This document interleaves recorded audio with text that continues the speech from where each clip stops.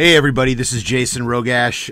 I just got done watching the President's State of the Union address. It's very difficult for me or any conspiracy theorist to really sit through anything official, like a State of the Union address or anything that an elected official, especially a fucking CEO, president shill, has to say. So I'm going to run through this really quick. This is my impressions of the speech, and I'll try to be quick. I'll give you the highlights of the theme. This was a very militaristic speech. He mentions protecting our planet by the military more than once. He wants you to be retrained by free community college. I guess that's the big story, is that he wants community college to be free. So that means that you can be retrained from the job that you had taken away from you, and now you can be trained into working a cash register or work at a retail store. Go just Google search on future jobs of America, and you will see it's cashier, retail person, nurse, etc. It's customer service, and that's what he really is saying. He wants it to be free because it's like welfare. Hey, you can't get a job? Well, we want to pay you. We're going to get you trained up to do something cheap for a corporation. We'll get you trained up proper, and we'll get you into a job program and all that bullshit. Instead of simply cutting taxes for poor people completely, instead of simplifying the tax code, instead of holding companies more accountable, instead of strengthening unions. He makes mention of strengthening unions, but he doesn't really tell you what he's going to do or anything. And this is a fucking Democrat. I mean, come on. They proclaim that they created 11 million jobs in 6 years, which is, I guess, is good if you think that's good. Those jobs, a lot of them are part-time, and a lot of them are minimum wage jobs. And again, they're service industry jobs. We're not really getting the heart of our really good paying manufacturing jobs back because it's too expensive to manufacture in America. This is the home of the entrepreneur. This is the home of the person on the web who gets creates a, as an example, would create a t-shirt company and then have all of his t-shirts, his funny, quippy t-shirts made in China, and then have a box of them sent here and then sell them for $20 a piece on his website. That's what America is starting to become. We don't manufacture. We come up with ideas for things, but we don't really manufacture anything. He talks about solar power. He how we are increasing our solar power, which is awesome. That is true, and but that's just common sense. There were so many things stifling in the 80s and the 90s, and even into the 2000s with Bush, and even Obama, that it was finally people just said this is ridiculous that we're not using solar energy. You go to Hawaii, you go to California, and places that are upper class homes, or not even upper class, but just middle class people who can afford $5,000 to $10,000 investment. They're putting solar in their houses. And it's coming from the private sector a lot more than it's coming from, from the private sector more than the public sector. It's Americans seeing that they can save thousands of dollars on their energy bill. And with the increasing prices of natural gas that we were seeing, like in Alaska, our natural gas and our electricity has just skyrocketed. It makes more sense to have photovoltaic panels on your house, if you're in rural areas especially, because it doesn't really mean anything about the cold weather. It's about the light. So if you can manage it and you have a little maybe a gas generator or something with it. But I thought that was an interesting thing. I'm glad he mentioned that. He mentions the Affordable Care Act. I think it's too early to say if the Affordable Care Act is good or bad. I know if you were poor, you got Medicaid and Medicare anyway. If you were elderly, you got Medicaid, Medicare, and Social Security anyway. So I would have to do more research before I could say that the Affordable Care Act was a success or a failure. Best economic year in 11 years, which was 2004, I guess, or 2003 would have been the best time. That was when Bush, after 9/11, gold was at an all-time high. Oil was was starting to creep to all-time highs. He didn't mention about the falling oil prices very much. I missed the first part of it, so maybe he did. But the falling oil prices, when he mentioned Russia's economic collapse, which we'll get into in a minute, he didn't mention that it's OPEC, which is Saudi Arabia, which we control, which America controls OPEC, or the Western oil powers control OPEC. So they're in collusion essentially to keep the oil prices low. Throw in the sanctions in the Ukraine, and you're watching the Russian economy be destroyed. But let's go back to the notes here I took. Raising the local minimum wage. He mentions that, the federal government on raising the federal minimum wage, but he should give more credit to the state-run activists who have actually gotten it in certain states, of my own being one of them, raising of the minimum wage to over $10 or close to $10, 9 something, I guess. He mentions poverty later on. He mentions equal rights for women, that kind of stuff. I think those are social issues.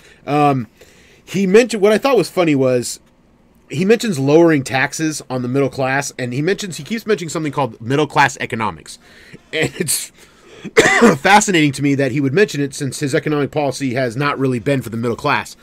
His economic policy has been really nothing. It's been continued tax breaks. It's become offshoring has not stopped. Companies getting benefits for offshoring has taking their business offshore hasn't been stopped or stifled. There hasn't been massive. If a company is going to offshore, then they don't get to sell in the United States. They have to have a certain percentage of their money reinvested into the United States from their profit. That has to happen, or their base, whatever their base operating capital is. They must spend a certain percentage in the United States or they can't do business here. Period. That's a simple way to solve that, but of course that'll never get solved because that's anti-business.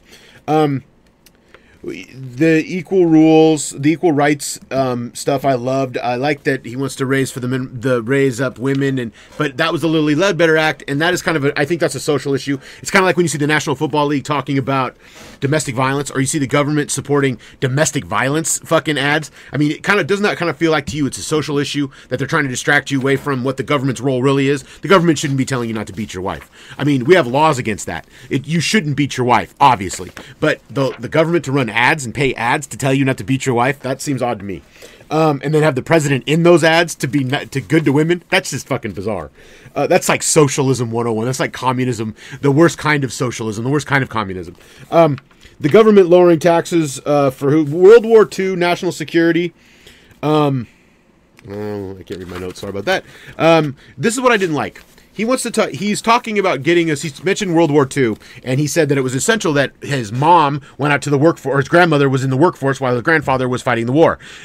It's not a good thing to have men and women in the workforce. It's not good for the family. It doesn't help the kids being raised better. It doesn't help the health or well-being of the family, stress levels, any of it. What Obama wants to do is give you government-run health care or government-run child care so you can go to work. How about if you want to stay home with your kid, you get a massive tax break? How about you get money from the government every month for staying home with your own child if you choose to do so? But no, let's get you government by a third party to raise your kids so you can go to work in a job that you hate hourly so you never get to see your kids or raise your children. That's the typical, if you really want to get down to the conspiratorial elements of government that still exist regardless of when it is, that's one of them since the World War II, is getting both, destroying the family union and getting both of them out into the job force so they both are paying taxes, so they both are producing more and the production gets upped. You should be able to stay home with your children if you want to. If you're a man, you want to stay home with your children, or a woman, and the government should subsidize you. That's how it should work. That would make more sense than having some government-run child care facility, but that's not what it'll be. They'll just give you they'll say, well, we'll give you a tax break if you go get, and if you go have health, if you go get child care. It's ridiculous. Not giving people the choice to stay home or not is just irresponsible to me. The community college thing being free and equating it to high school as an extension of high school is, I don't know if he did that on purpose. He at one point said that like high school was free when he was a kid. High school, I think he meant college. But college was not free. It was the GI Bill, etc. So he kind of, I didn't understand that part of the speech. I think he made a mistake and he just kept going. The military-industrial complex, though, is really what got me about this entire speech. There's a lot more about hiring a vet. I always have a real problem, the government advertising to hire veterans over anybody else, because we pay for the military-industrial complex, and then we pay for these guys to be trained, we pay for them to go to war, they come back, and now we've paid them to train them, and then we get to compete with them in the workforce.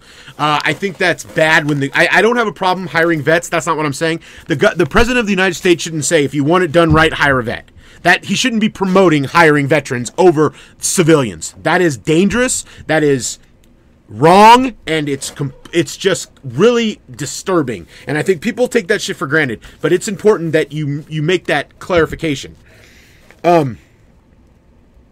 He mentions Google, eBay, and Tesla as his three companies that he's certainly proud of. Two of those three companies are NSA affiliated, by the way, eBay and Google. He went after the Keystone Pipeline, which was interesting. He didn't say it by name, but he said, let's invest money into better social programs rather than just one pipeline. But then this is when he gets weird. He's a free trader, and he wants power unilaterally to make trade decisions with Asia and Europe. He's a free trading Democrat, just like Clinton. Did NAFTA work out for us? Did GATT?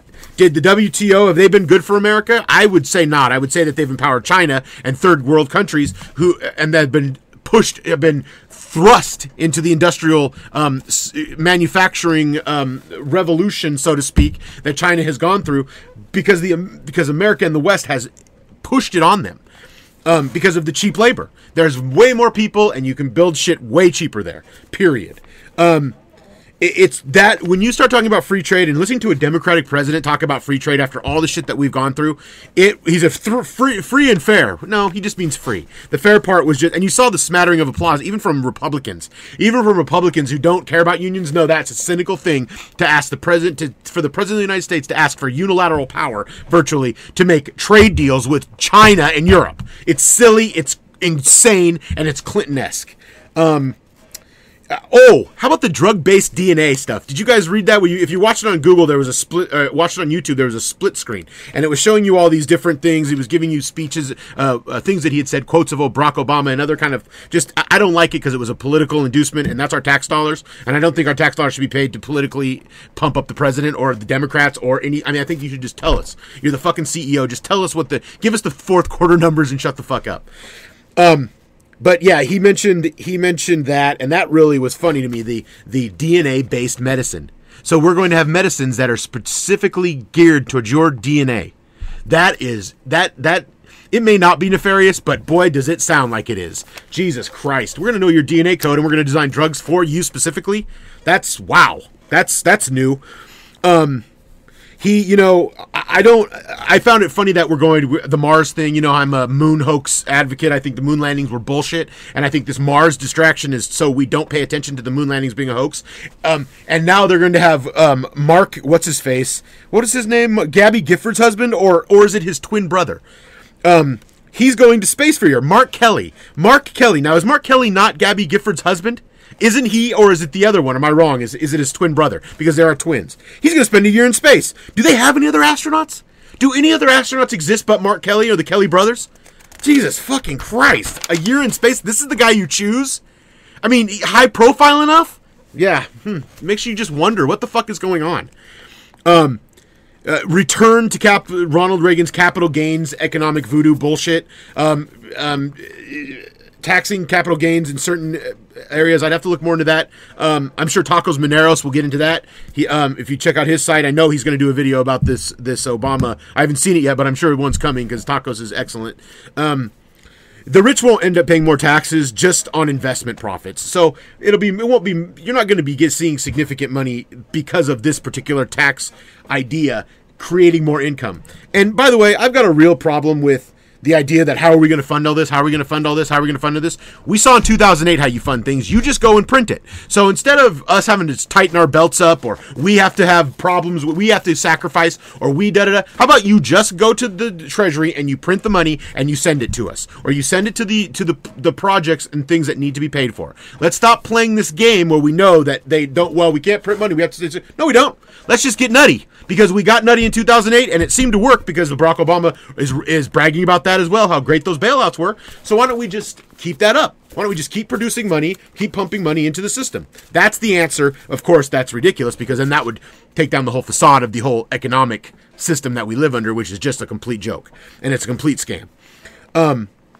Just as investments are going to be taxed more with capital gains, I don't think it'll ever pass, but it's whatever. It sounds good, but it's really bullshit. The war on terror worldwide, unilaterally in any country. He said that, hey, anytime we choose to, we can strike.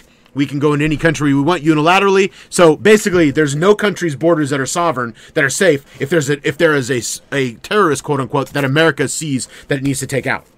That's pretty fucking serious if you really think about it. That Barack Obama has just told the world, the United States public, but the world, that we will unilaterally come into your country if there is a terrorist threat that we deem as a terrorist threat and that we feel needs to be taken out. That's a hell of a thing to say. That's a fuck of a thing to say, isn't it?